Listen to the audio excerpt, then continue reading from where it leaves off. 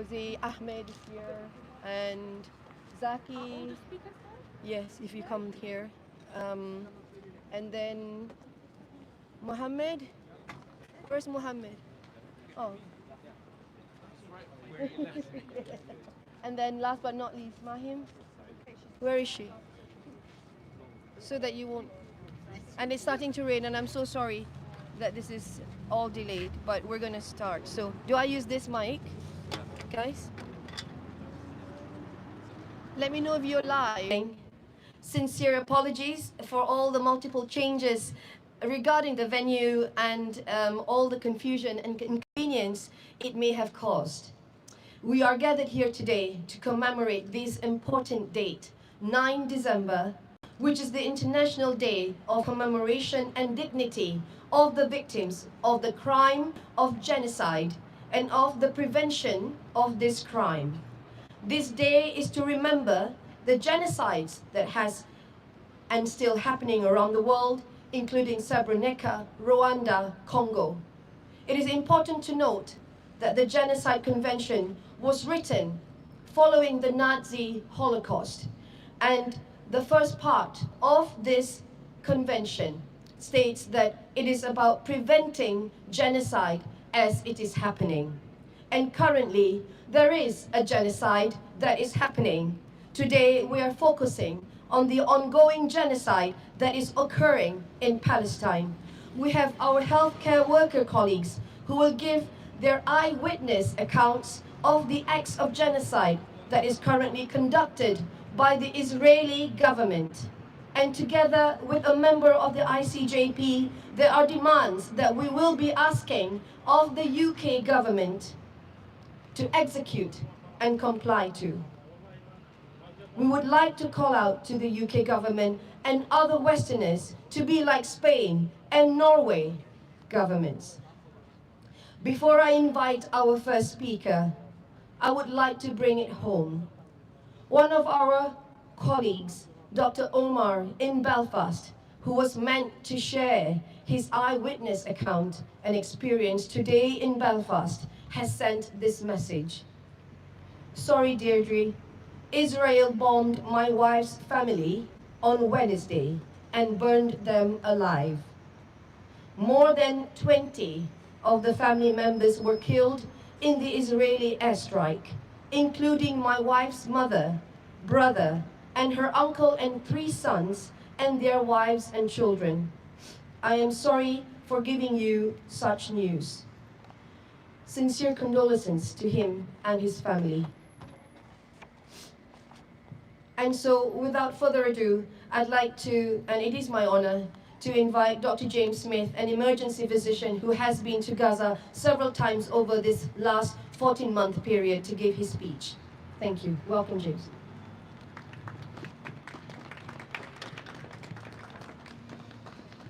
Good evening, folks. You know, first we were accosted by private security, and now it's raining. And they say that speaking out for Palestine isn't easy, but nevertheless, we won't be deterred. I want to first recognize and honor our friends and colleagues worldwide who are organizing similar events this evening on behalf of the people of Palestine and specifically Palestinians living in Gaza. I specifically want to recognize our friends and colleagues in Ramallah who've organized a similar event earlier today. So we're here today to mark the International Day of Commemoration and Dignity of the victims of the crime of genocide and of the prevention of this crime. 76 years ago, the convention was signed. In the same year, 1948, the newly formed State of Israel continued to violently ethnically cleanse 750,000 people from Palestine. The genocide against the Palestinian people did not begin in October 2023, nor in 1948. For over a century now, Zionist settlers, armed terror gangs, and now the Israeli occupation force have systematically subjugated, deprived, displaced, attacked, imprisoned, tortured, and killed millions of Palestinians. What we now see in Gaza is, in the words of esteemed genocide scholar Raz Segal, a textbook case of genocide. Segal made this statement as early as the 13th of October 2023. Over the subsequent 14 months, we've borne collective witness to a litany of the most horrific war crimes and crimes against humanity, culminating in the ultimate crime of genocide. The Genocide Convention is, at its core, quite straightforward. We look for two things. First, we look for intent. Israeli politicians, Israeli military figures, and prominent people in Israeli civil society have displayed that intent quite clearly and quite explicitly. We also look for the evidence of actions intended to eradicate in whole or in part a people.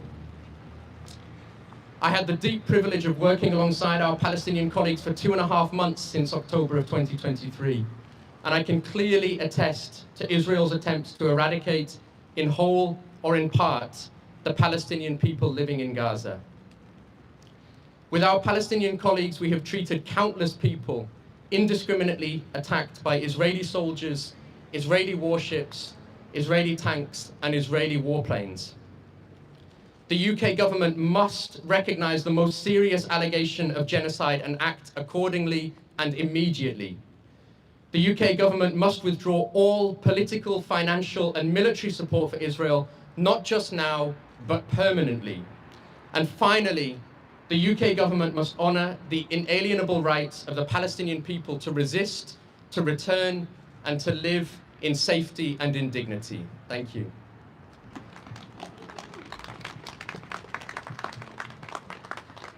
Thank you very much, James. Next, I'd like to, and it is a true pleasure, to call upon my colleague and friend, Dr. Victoria Rose, a plastic surgeon. Welcome, Rosie.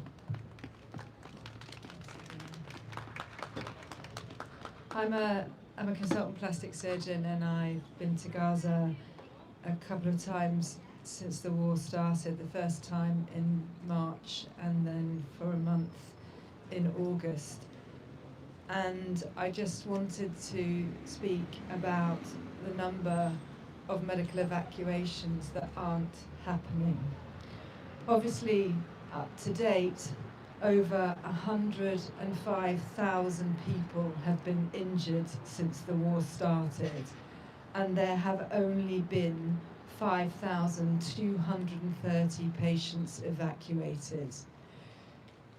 The limited number of doctors allowed into Gaza at the moment means that we cannot deliver the care that these patients need in Gaza, so they must be evacuated.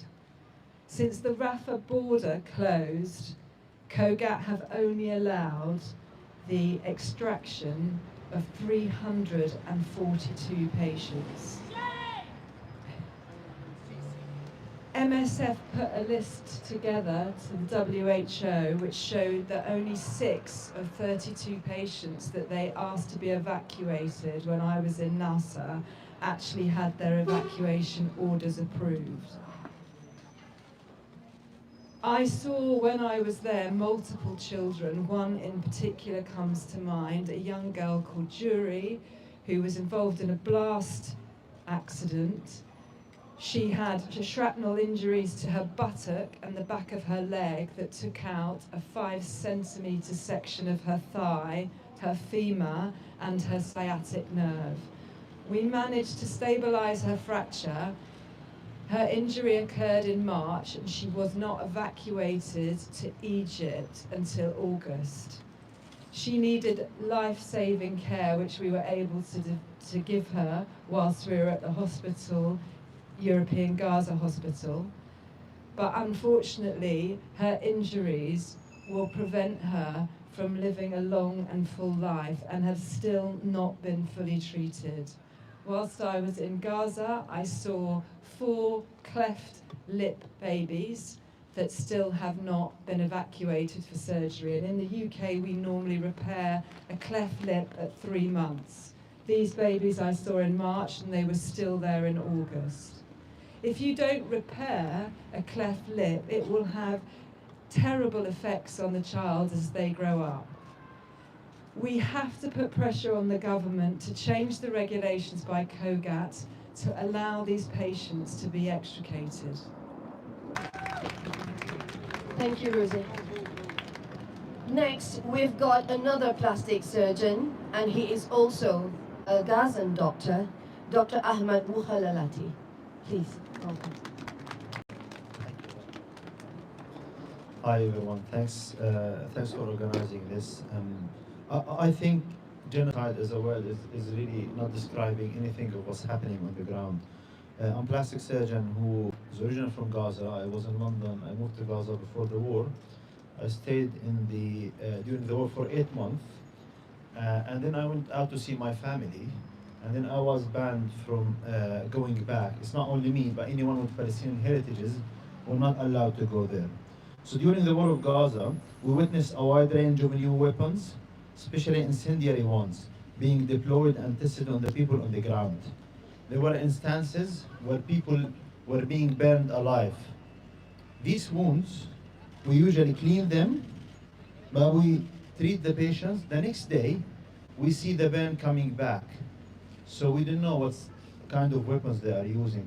All of these weapons are something which we've never heard of. And we still are unable to treat these patients, and we don't know how we continue to lose these patients. With the limited resources we have, unfortunately, the care we are able to provide is extremely limited. Tragically, we lose most of the patients of the burns.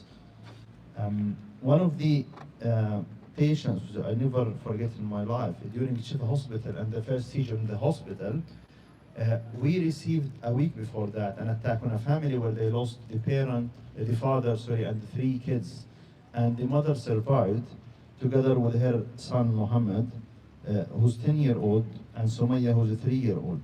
The mother survived, but she suffered from that. She was deeply traumatized, both mentally and emotionally unstable. So when the Israeli forces reached near to the hospital, she made a very hard decision, heartbreaking one, to flee with her daughter and to leave Muhammad.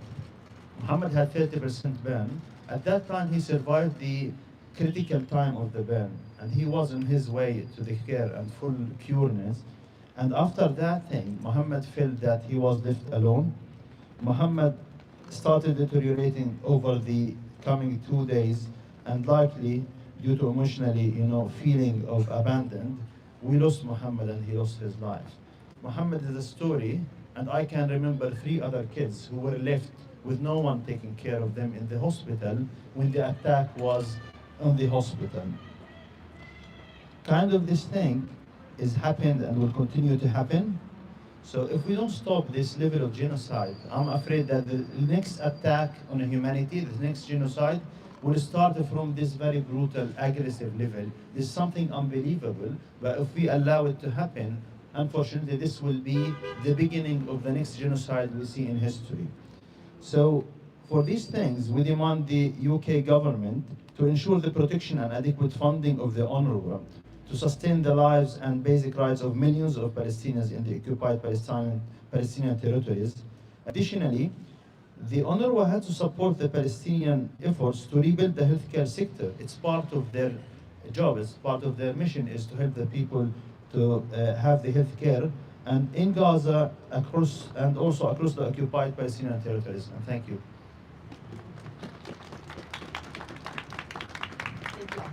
Thank you very much, Ahmed. Next, we've got a legal officer, Mr. Zaki Saraf, from the International Center of Justice for Palestine, to give us a legal standpoint. Welcome, Zaki. Good evening. Thank you all very much for coming. On the 12th of October 2023, just days after Israel began its brutal genocidal campaign in Gaza, the International Committee of the Red Cross warned that hospitals in Gaza risk turning into morgues. Israeli spokespeople initially denied responsibility for attacks on hospitals, including on Al Ahli Hospital, claiming that the Israeli army does not target or bomb hospitals.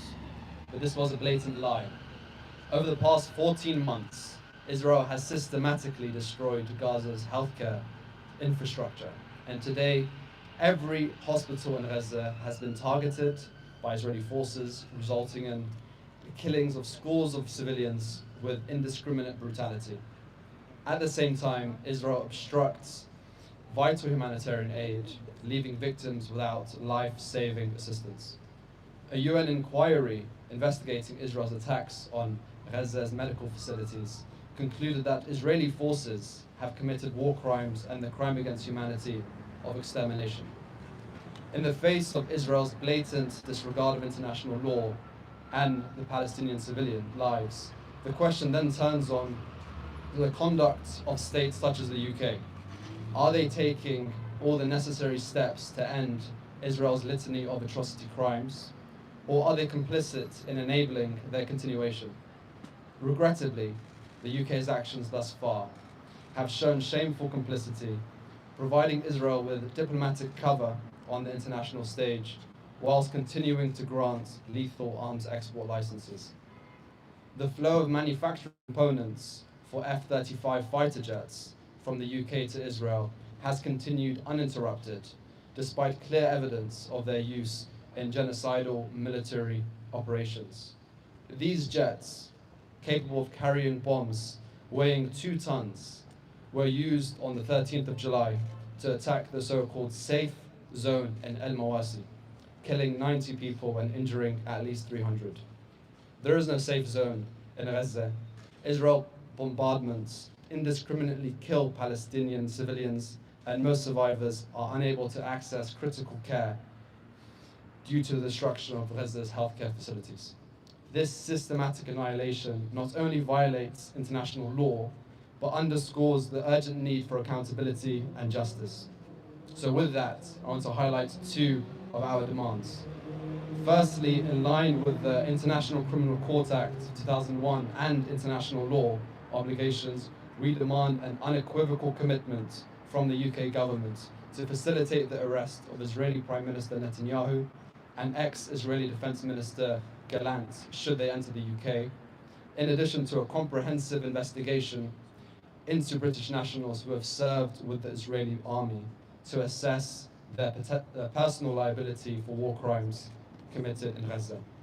And secondly, we call on the UK to implement an immediate and complete arms embargo to Israel, which must include halting the transfer of manufacturing components for F-35 fighter jets, which have been used in Israel's ongoing genocide in Gaza. Thank you very much.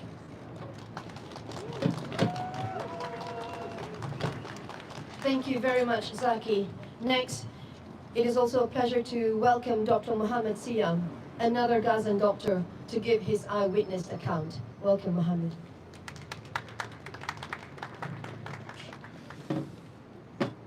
Well, again, thank you so much all for being here. Well, I've left Gaza myself only a few weeks before the genocide started, but most of my work back in Gaza and around the world has been around non-communicable diseases.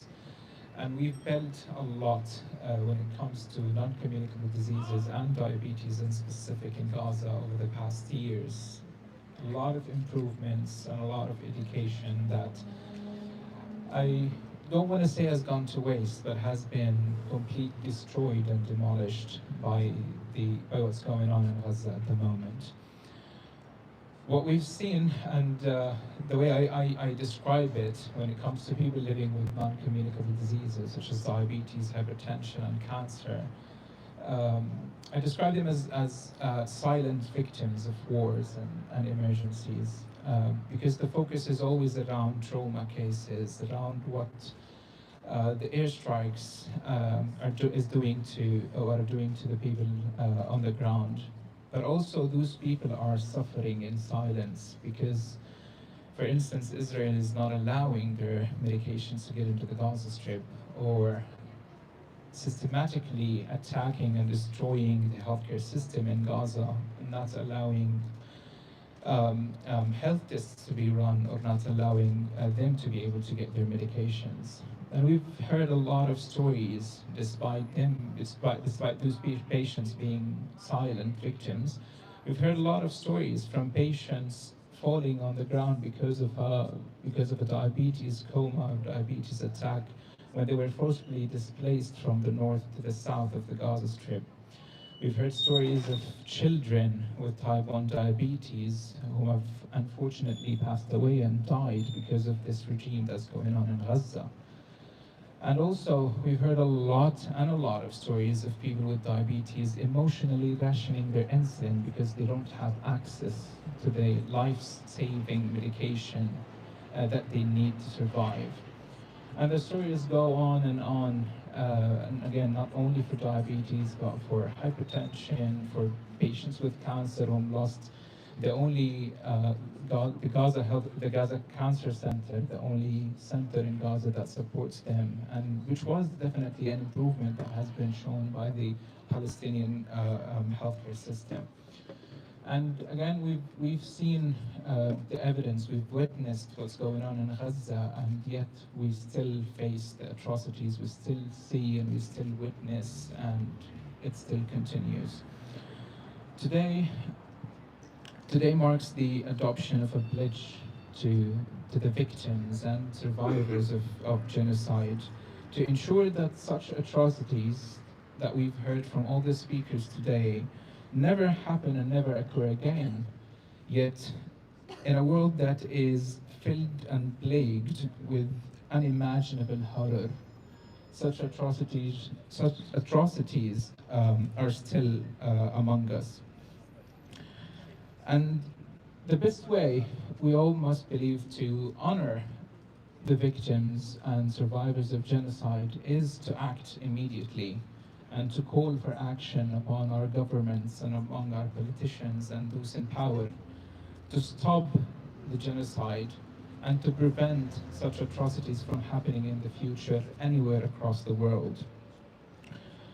The government of the UK must ratify what it has ratified in 1970 when it comes to the Genocide Convention and fully implement the convention itself. And what I would like to say finally is that the government has not only political but also legal and financial obligation towards the convention, and it is important and it is a must that they completely withdraw any kind of support that they are delivering to the Israeli government to stop again what's going on in Gaza. Thank you all so much for listening. Thank you very much, Mohammed. And now, last but not least, I would like to invite the lovely Dr. Mahim Qureshi, who is a vascular surgeon who has recently returned from Gaza with her eyewitness account. Welcome.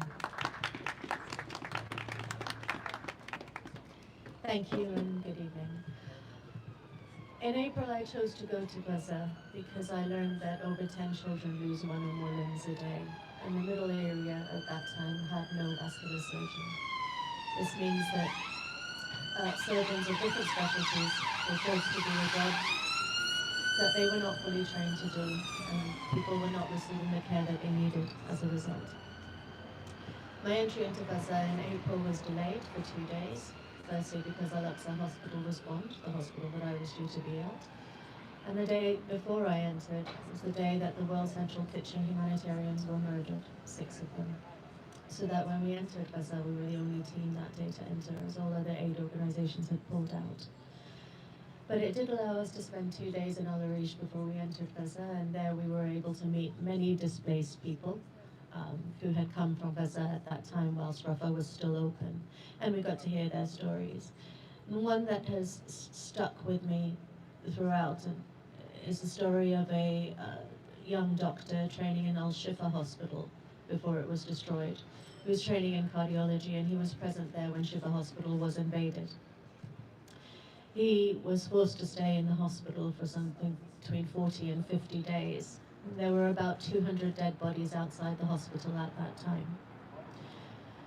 They begged the forces that were present there to be allowed to go out and be able to bury their dead, but this was denied to them for some time.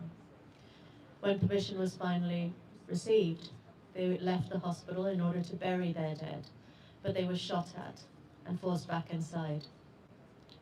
Shortly after this time, forklifts arrived, picked up those bodies, and those bodies were not seen again. When we entered Gaza and drove to Al-Aqsa Hospital, which is said to be a functioning hospital, this is what I saw.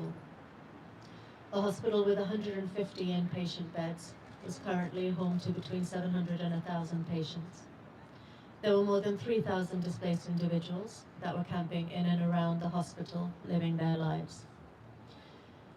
The state of the beds that some patients were able to be in was absolutely dire. The blood from goodness knows how many patients were all over that bed. We were still operating on body bags at that time in theatre. We had no surgical drapes. We were cutting up surgical gowns in order to try and keep the field as sterile as possible, and basic surgical equipment was not available. Looking around me in April, which is a warm springtime, I noticed that people seemed much colder than I did. They were wearing many layers, whatever they had, jackets, and whatever blankets they had, they often used to have those around them, and it didn't take me long to realize that this is because they were extremely hungry. The injuries that I saw at that time, predominantly shrapnel injuries, blast injuries, and some gunshot injuries as well.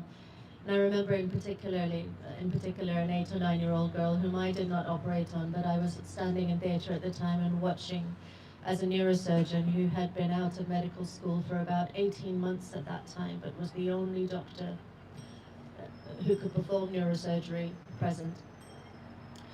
This young girl had been shot through the right side of the head, a single gunshot. She was paralyzed on the left side of her body. She was semi-conscious, and they were trying to give her the best shot that she had by performing brain surgery. However, no saws were allowed in as part of aid, and I'm not sure you can imagine what it is like to drill into the skull of a child when you do not have a saw available. I felt I performed a disproportionate number of amputations during my time in Al-Aqsa Hospital. But you know, people say to me that it must be a very difficult decision to go to Gaza, and the reply is straightforward, it's not. It's very easy to go to Gaza. Leaving Gaza is the most painful aspect.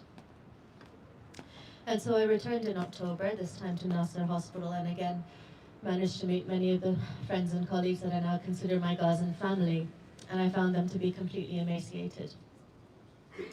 Gaza has a population that resides in between the hearts of Africa, Europe, and Asia. And as a result, you have a beautiful rainbow nation that represents every skin color, every eye color, every hair color that you could see. However, on this occasion, when I returned, I found that most of the children's hair was much lighter than I remembered it, and I realized that this is protein deprivation and that they are all starving. They are completely emaciated. And that protein...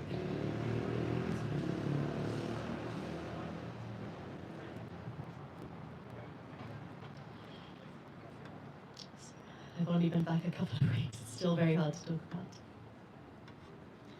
That malnutrition and that degree of starvation is evident in the kind of disease that we are now seeing. The sorts of infections that children face, the kinds of pus accumulation in their lungs, the severity of pneumonias are not things that we encounter in this part of the world anymore, but is rife over there.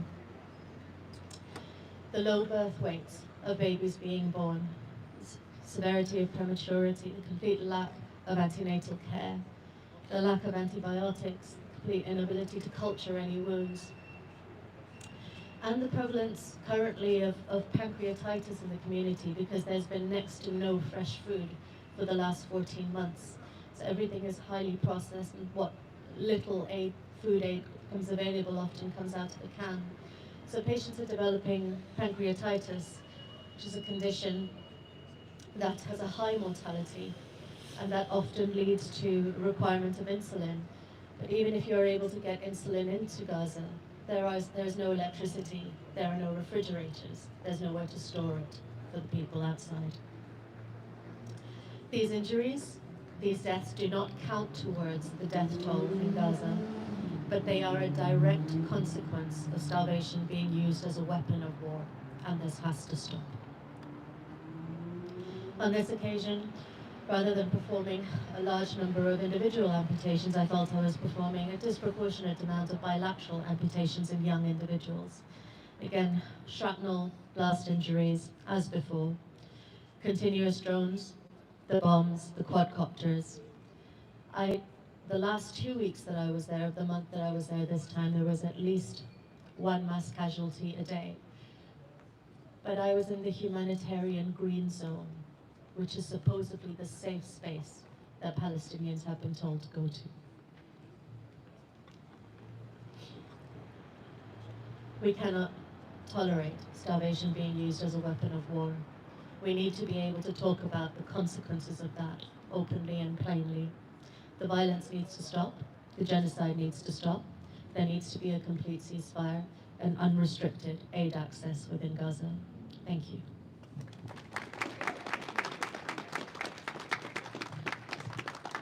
Thank you so much, Rahim. That is all of the speakers that is going to speak tonight. I am going to invite a few questions, if there are any, 2 or 3 questions. I will allow that if you'd like to direct your questions to the speakers.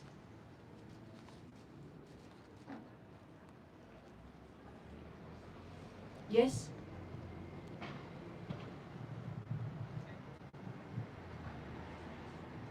Have the doctors shared their testimonies with the UK government, and if so, what has been the government's response? James, you want to take this?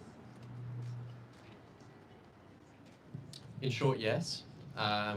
Almost all healthcare professionals that have returned in some way or another have testified, be it in Parliament physically, be it through the ICJP, or be it at events like this. What we can say categorically is that the UK government, both the current government and the Tory government that preceded it, are abundantly aware of what is happening in Gaza. And they are choosing not to act on information that they have access to. Thanks, James. Any other questions for our speakers? Yes?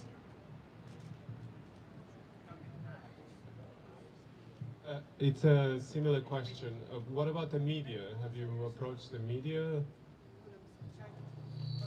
with these issues?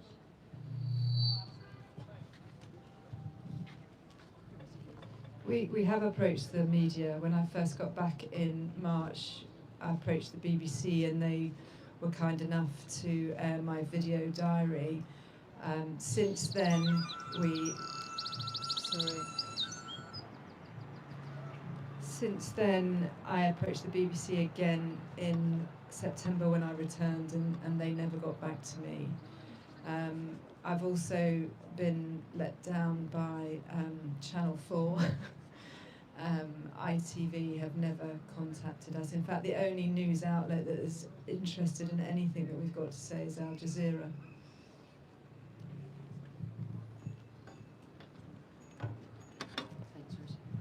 Thank you. I think we've got time for maybe one more question, if there is any burning questions for the speakers. No? You've got a question. Go on.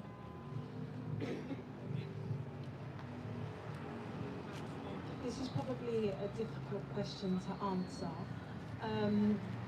But in short, if the powers that be are abundantly aware of what's going on, and there has been some media coverage in mainstream media, what are the next steps that health workers can take, or the average Joe can take, to continue to advocate and raise awareness to try and put a stop to this?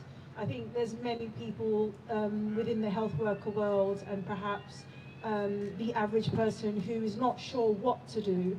So is there any advice on what are the next steps? Where do we go from here, legally and other?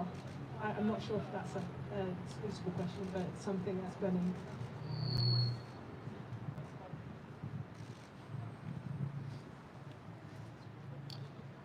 Escalate political action on all fronts. Some of you may recall back in the 1990s, there were a group of peaceful protesters that broke into an airfield and did meticulous damage to a British aircraft that had been sold. It was due to be sent over to a country that at that time was waging conflict against its own civilians.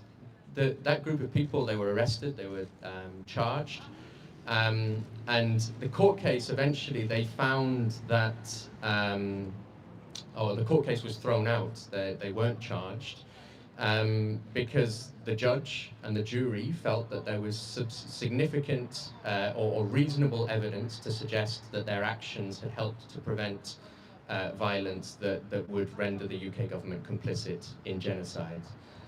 We currently, as I'm sure many of you are aware, have political prisoners in this country that are in prison for doing exactly that in defense of the Palestinian people. For those of us who can't, for whatever reason, engage in that form of direct action, there are a whole host of political strategies that we absolutely must be engaging with. As we know, for the last 14 months, we've been present, we've been consistent, we've taken to the streets, and nothing has changed. So we need to continue to mobilize together, to move collectively, to think creatively about what to do in situations like this, wherein what Israel is doing in Gaza and in Palestine, what it's being allowed to get away with in Gaza and Palestine, has exposed the fallacy of the international multilateral system, of international law. This is really, for all of us, and as Mohammed said, not just in relation to Gaza and Palestine, but any conflict in any country, anywhere else in the world, at any point in the future, this is really a critical moment for us all collectively.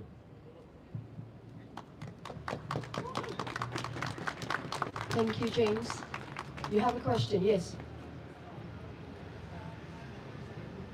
Well, first of all, thank you very much. You must be so proud of yourself, all of you.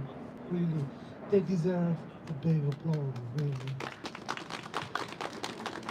My question, well, actually I have two questions. One is, were you allowed to take any pictures or videos where you were there? Secondly, if the government has let you down, as well as the media, and I say that as, ashamedly, because I'm a journalist myself, have you tried to use any other means like your social media to spread the narrative, what you've seen?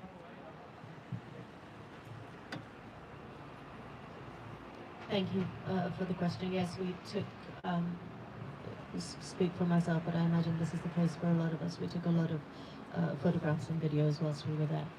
And in terms of the media, I think that, especially today, this is the third place that I'm speaking, or I've been to today, and I have to say that we cannot blame individual journalists, because there are so many people who are very upset that they are not able to do their job. We blame the corporations behind them who are not letting them air this.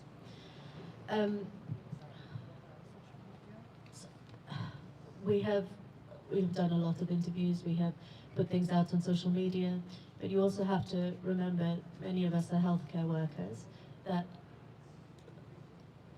there are, you can say, there are a lot.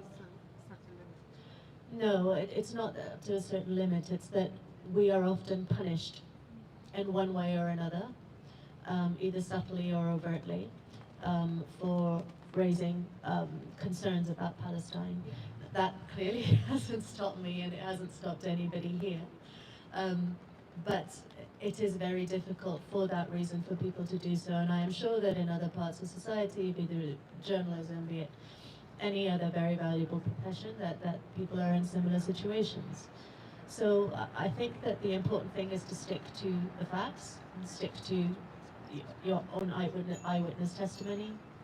That cannot be denied, and it should not be denied. But it is out there. It is out there on my social media.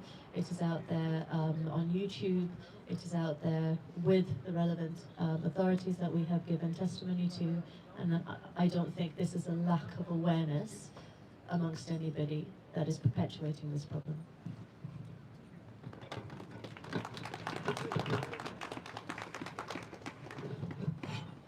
Thank you very much, Mahim, and thank you all for these questions. I think we're going to wrap it up for this evening. Thank you again, everyone, for coming and also for your questions. Continue to speak out against the crimes against humanity that is being committed by Israel, and speak out against the UK government for being complicit in these crimes. Good night. Thank you.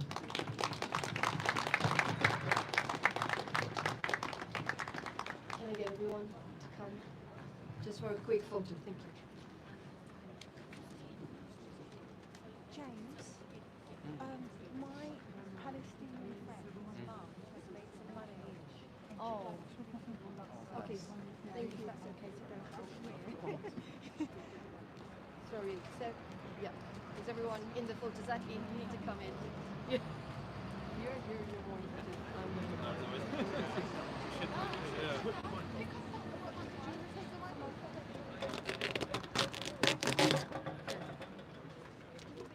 Where's can you just hold that?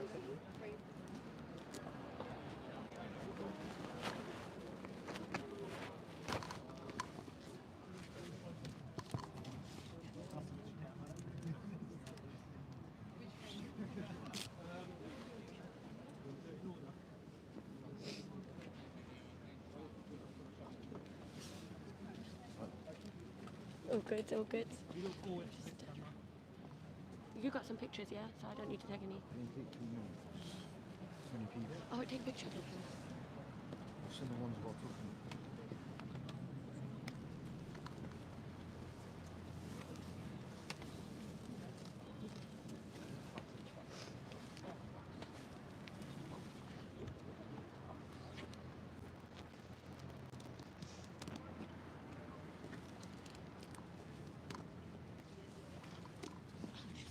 Take this one. Sorry.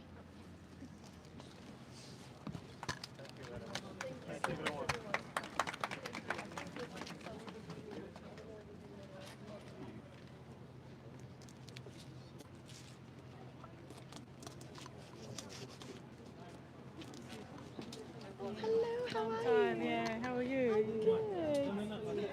How are you surviving? Well, I'm good. You look well. I am well. I Yes, am well. that's good. That's good. It keeps me well knowing that I'm doing something. Yes. Thank you very much. No worries. We attached your mic to this. Oh, yes, I appreciate that. That was Which helpful. hopefully, yep. Thank There you. we are. That's it, table. Guys, can you just leave the stuff? Oh no, he's saying they're trying to get a big photo. We got the press guys here. Oh. Hello. Hey, How you doing? Good. It's good to see you. Yeah. How you doing? Good. Good. How do you find? What do you do? Teacher. How come you're like this?